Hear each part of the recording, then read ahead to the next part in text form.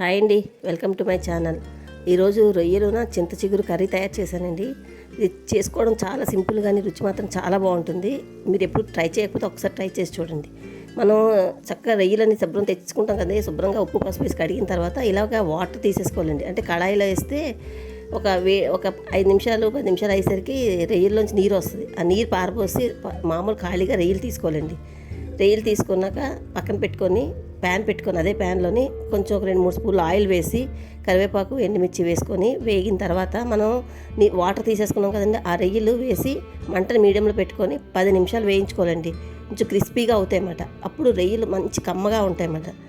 అలాగా వేగిన తర్వాత ఒక 1/2 స్పూను అల్లం వెల్లుల్లి పేస్టు, ఒక 2 స్పూన్లు ఆనియన్ పేస్ట్ అండి. ఓన్లీ ఒక ఉల్లిపాయ అయితే పేస్ట్ సరిపోద్ది. వేసి వేయించుకొని అది పచ్చివాసన పోయిన తర్వాత మనం తినడానికి సరిపడినంత ఉప్పు, పసుపు, కారము, గరం మసాలా వేసుకొని దగ్గరగా వేయించుకోవాలండి. ఇలా ఆయిల్ బయటకు సెపరేట్ అయిపోతున్నప్పుడు కొంచెం వాటర్ వేసుకొని మూత పెట్టి కుక్ చేసుకోవాలండి. అది కుక్ అయ్యేలోగా మనం చింత చిగురు తీసుకోవాలండి.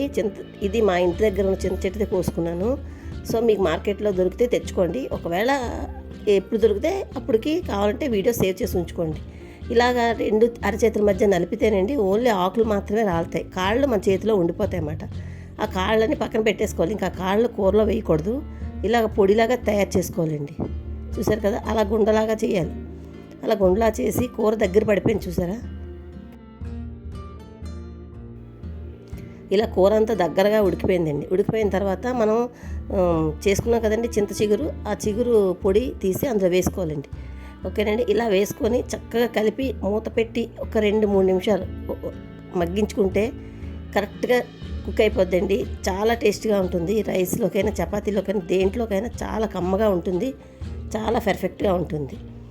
ఒకవేళ చింత చిగురు మనకు దొరకలేదనుకోండి, అప్పుడు ఆ టైంలోని కొంచెం వాటర్ వేసుకున్నాం కదా, వాటర్ వేసుకొని దించుకున్న కూర బాగుంటుందండి.